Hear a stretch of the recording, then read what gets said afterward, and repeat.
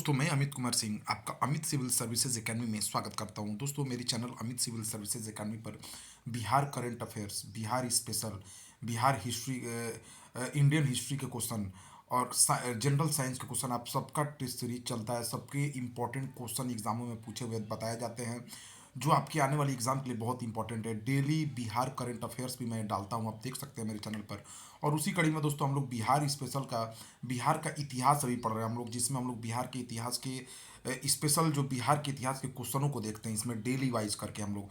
तो आज का टॉपिक हम लोग बिहार का इतिहास पार्ट 8 हम लोग देखेंगे। तो आप चैनल को देखते रहिए दोस्तों। अच्छा लगे चैनल को जरूर दोस्तों में भी शेयर करिए कि उनको इंपॉर्टेंट क्वेश्चन मिले। तो आज का पहला क्वेश्चन हम लोग लेते हैं। मौर्य वंश के किस राजा को चक्रवर्ती सम्राट व सम्राटों का सम्राट कहा जाता है? देखिए मौर्य वंश के जो राजा हैं अशोक, उनको ही चक्रवर्ती सम्राट और सम्राटों का सम्राट कहा जाता है। इसका रीजन है दोस्तों, इन्होंने चंद्रगुप्त मौर्य के बाद अपने साम्राज्य को बहुत बहुत ज्यादा विस्तार दिया। अशोक ने अखंड भारत पर राज किया।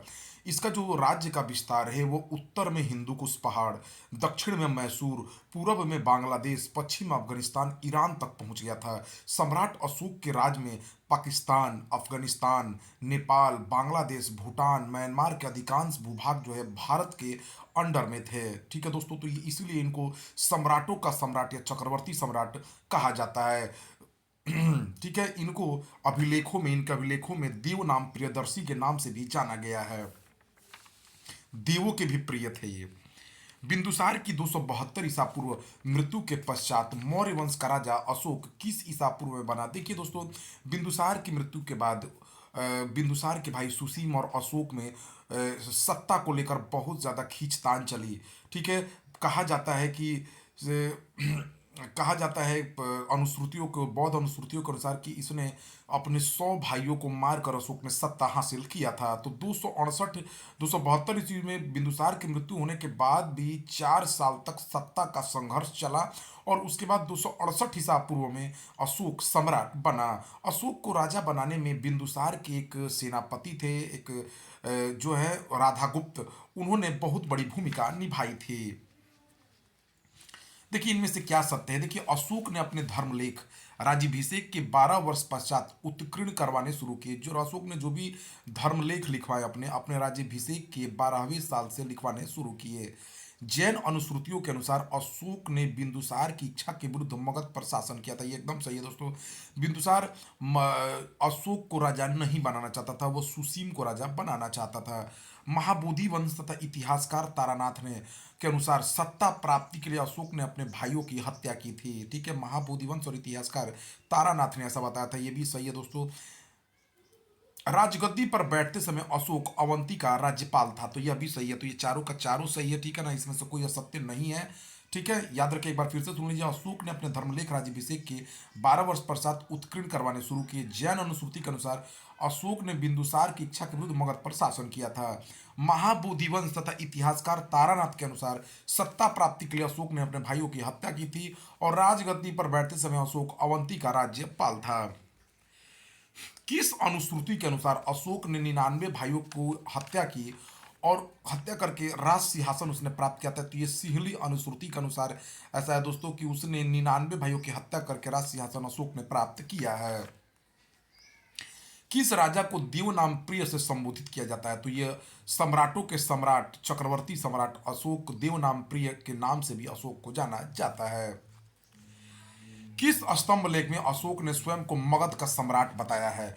तो देखिए दोस्तों, अशोक ने भाब्रू अभिलेख में अपने आप को मगध का सम्राट घोषित किया है। ठीक है दोस्तों, कब किया है? भाब्रू के अभिलेख में। अशोक की माता जो चंपा की एक ब्राह्मण की पुत्री थी, उनका क्या नाम था? तो अशोक की माता का नाम, सम्राट अशोक की माता का नाम सुभद्रांगी था। क्या नाम था? सुभद्रांगी था। वो चंपा के एक ब्राह्मण की पुत्री थी। अशोक के बारे में क्या असत्य है? देखिए अशोक का शासनकाल 272 ईसा पूर्व से 232 ईसा पूर्व तक चला। सही है दोस्तों। अशोक उज्जैनी जाते समय विदिशा में रुका और उसने सृष्टि की पुत्री देवी से शादी की, जिससे उसको महेंद्र तथा संघमित्रा का जन्म हुआ। यही महेंद्र तथा संघमित्रा जो है श्रीलंका में बौद्ध धर्म का प्रचार करने गए थे। दिव्यदान में उसकी एक पत्नी का नाम तिक्षरक्षिता भी मिलता है। अशोक के लेख में उसकी पत्नी कारवकी का वर्णन मिलता है, जो तीवर की माता थी। अशोक ने कलिंग पर कब आक्रमण किया था? देखिए दोस्तों, अशोक ने अपने राज्याभिषेक के 8वें वर्ष में 261 में अपने राज्याभिषेक के 268 में इसका राज्याभिषेक हुआ, और 261 में इसने कलिंग पर आक्रमण कर दिया ईसा पूर्व में। अपने राज्याभिषेक के 8वें वर्ष में 1,50,000 लोग बंदी बनाए गए और 1 लाख लोगों की नृशंस हत्या हो गई इसमें। इसी इसी युद्ध के बाद अशोक का हृदय परिवर्तन हो गया दोस्तों। उसने हिंसा छोड़ दी, अहिंसा का मार्ग अपनाया। उसने उपगुप्त से बुद्ध की शिक्षा ली, मोगली पुत्तुस से उसने अंतिम अंतिम बुद्ध की दीक्षा लेते हुए उसने बौद्ध धर्म को अपना लिया, और वह बौद्ध धर्म अपनाने के बाद वह बौद्ध धर्म के प्रचार के लिए पूरा भारत भ्रमण पर निकल गया।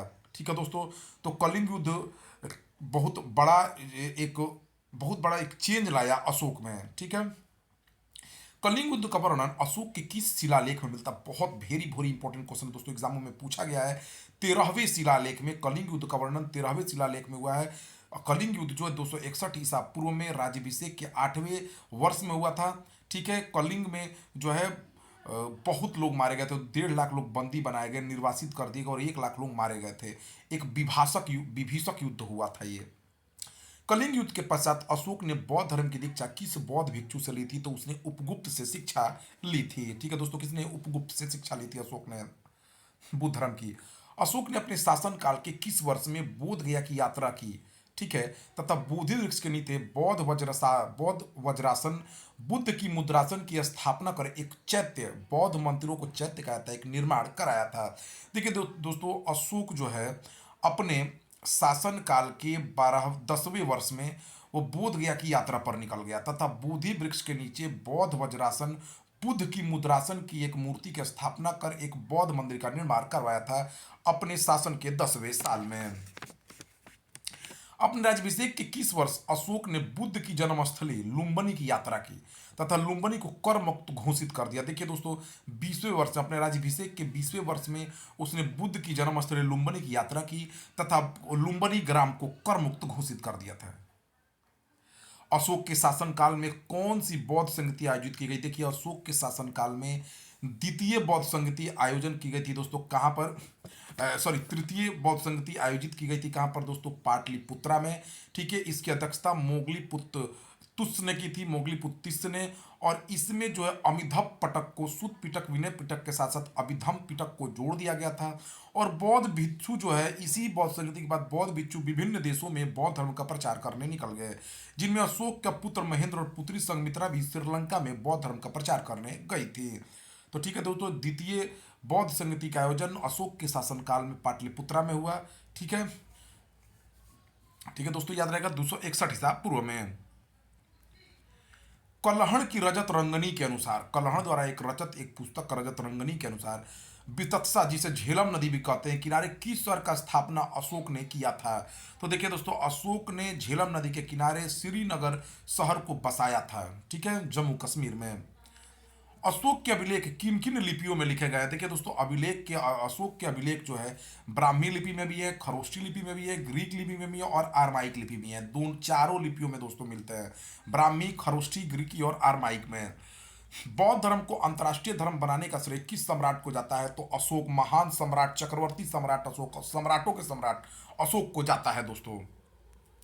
अशोक के अभिलेख किस देश में नहीं मिले हैं? तो देखिए, अशोक के जो अभिलेख हैं वो दोस्तों कहाँ कहाँ मिले हैं? भारत में मिला है, नेपाल में मिला है, बांग्लादेश में मिला है, पाकिस्तान और अफगानिस्तान में मिला है। श्रीलंका में अभिलेख नहीं मिला है। अशोक ने राष्ट्रीय भाषा के रूप में एवं लिपि के रूप में किसको किसको अपनाया? देखिए दोस्तों, अशोक ने राष्ट्रीय भाषा के रूप में पाली अपनाई और लिपि के रूप में ब्राह्मी अपनाई थी। ठीक है, याद रखिए ये। ठीक है, तो याद रहेगा आपको, पाली भाषा थी और लिपि ब्राह्मी थी।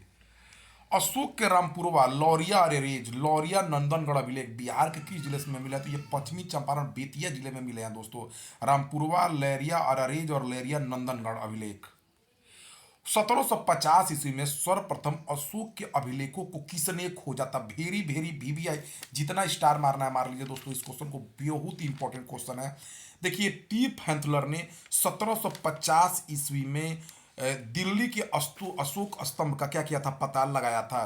तो सर्वप्रथम अशोक के अभिलेखों को किसने खोया था दोस्तों? टी फैंथलर ने। और 1837 में अशोक के अभिलेखों को किसने पढ़ने में सफलता हासिल की? तो ये जेम्स प्रिसेम था दोस्तों। 1837 में इन्होंने पहली बार अशोक के अभिलेखों को पढ़ने में सफलता प्राप्त की थी। अशोक का सबसे लंबा अभिलेख कौन सा है जो उड़ीसा के धौली में है? तो अशोक का 13वां अभिलेख सबसे लंबा है जो जो उड़ीसा के धौली में है। अशोक का सबसे छोटा अभिलेख कौन है? रुम्नी देवी लुम्बिनी अभिलेख जो है सबसे छोटा अभिलेख है। अशोक के धर्म यात्राओं का उल्लेख किस अभिलेख में मिलता है? देखिए, अशोक ने धर्म यात्राएं की, लुम्बिनी गया, वो वो गया गए, बोध गया। तो इसका जो अभिलेख मिलता है दोस्तों, 8वें अभिलेख में मिलता है उसका।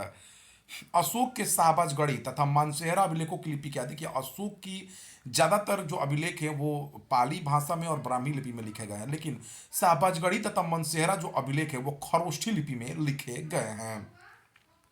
गया के बराबर पहाड़ियों से प्राप्त अशोक के शिलालेखों की जो भाषा है वो प्राकृत है और लिपि उसकी ब्राह्मी है, ठीक है ना।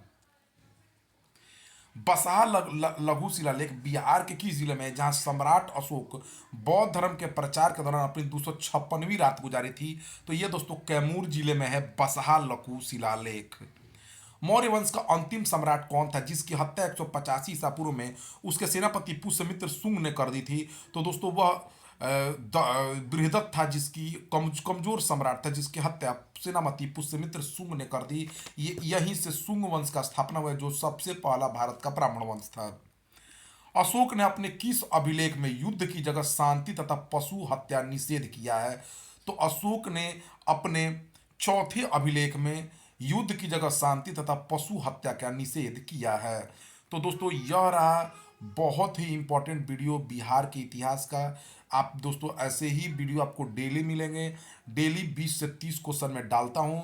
बिहार के इतिहास का टॉपिक वाइज रहता है, एकदम लाइन वाइज चलता है दोस्तों। नंदवंश सारे वंशों के बारे में पढ़ रहे हैं हम लोग। और बिहार का इतिहास आप यकीन मानिए क्वेश्चंस पढ़ने के बाद आपका क्लियर होते जाएगा। तो ठीक है दोस्तों, चैनल को देखते रहिए, चैनल को सपोर्ट करते रहिए। Thank you for watching my video.